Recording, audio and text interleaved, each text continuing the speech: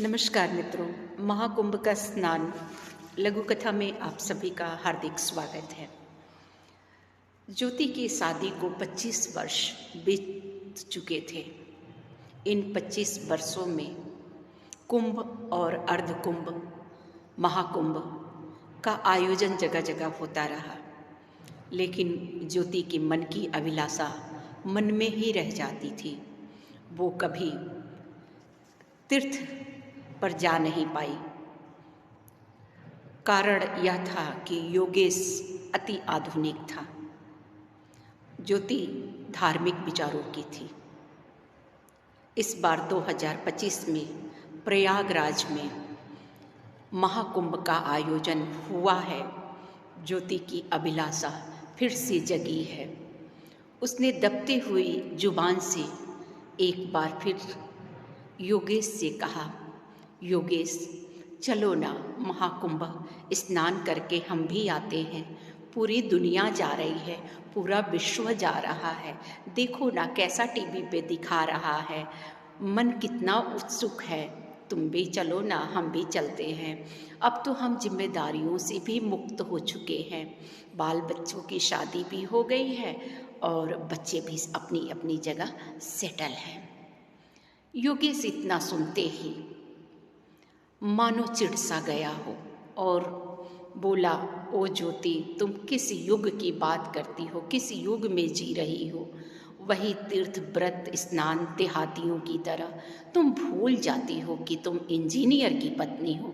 दुनिया कहाँ से कहाँ जा चुकी, कितनी टेक्नोलॉजी में हम जी रहे हैं और कैसी हमारी आधुनिकता हम पे आ चुकी है, और तुम अभी भी इन्हीं ख्यालों में, विचारों में खोई पड़ी हो।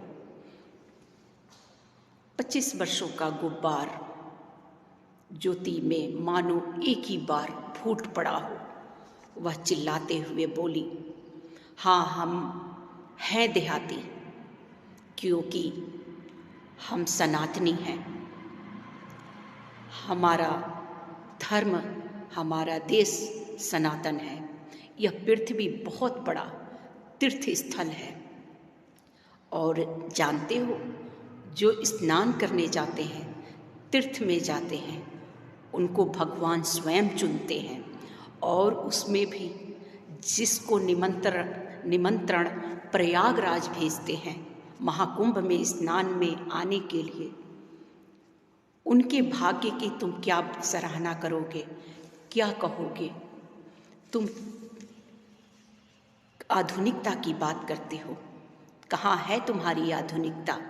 कौन सी आधुनिकता की बात कर रहे हो? कौन सी मानवता बची है इस युग में? श्रद्धांजलि को भी अब फेसबुकों पे भेजा जा रहा है और लोग श्रद्धांजलि पे लाइक कर रहे हैं, फोटो पे, किसी के मरे हुए पे। ये आधुनिकता है।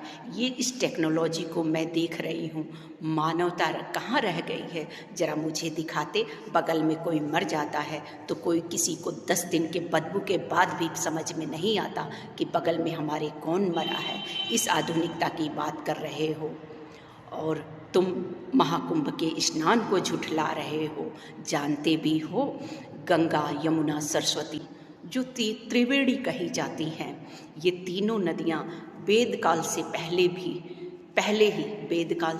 ही वहाँ महायज्ञ की थी। उस स्थल को आज भी पवित्र भाव से देखा जाता है। भक्ति, ज्ञान और कर्म का वह स्थल है। सतचित आनंद का वह स्थल है और वहाँ सनातन धर्म का साक्षात्कार होता है। एक बार जाके तो देखो क्या है सनातन धर्म। इसको समझ लोगे जब तुम वहाँ पहुँच जाओगे तो। और नई पीढ़ी की आस्था की बात करते हो, उनको आज वहाँ पहुँच के उनके आस्था को नया अर्थ मिल रहा है। विज्ञानी भी हमारे ऋषि मुनियों को विज्ञानी मानते थे।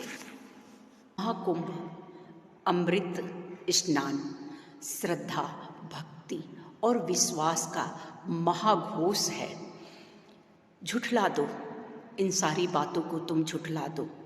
तुम्हारी आधुनिकता झुठला सकती है, तुम झुठला सकते हो। तुम इंजीनियर हो, तुम कुछ भी कर सकते हो। और यही कह के ज्योति चुप हो गई। उसके वेग को और उसके मुख से निकले हुए शब्दों को सुनकर योगेश मानो हतप्रभ रह गया और उसकी आंखों के एक एक पर्दे हटने लगे। कुछ देर कमरे में सन्नाटा छाया रहा। कुछ क्षणों के बाद योगेश ने कहा, ज्योति चलो हम भी चलते हैं महाकुंभ प्रयागराज में स्नान करने के लिए। तैयारी कर लो, कल निकलेंगे। ज्योति खुश हो जाती है, मानो उसकी आंखें चमक उठती हैं और उसको गले से लगाते हुए कहती है, ओ योगेश तुम कितने अच्छे हो। योगेश कहता है, ज्योति धन्यवाद तो तुम्हारा है, मैं आभारी तुम्हारा हूँ। मैं सचमुच मेरे आँखों पर जिस आधुनिकता, जिस टेक्नोलॉजी की पट्टी पड़ी थी वह तुमने खोल दिया। मैं आस्थावान हूँ क्योंकि मैं सनातनी हूँ। और जय सनातन कहता हुआ ज्योति को गले लगा लिया। दोनों खिलखिला के हंस पड़े।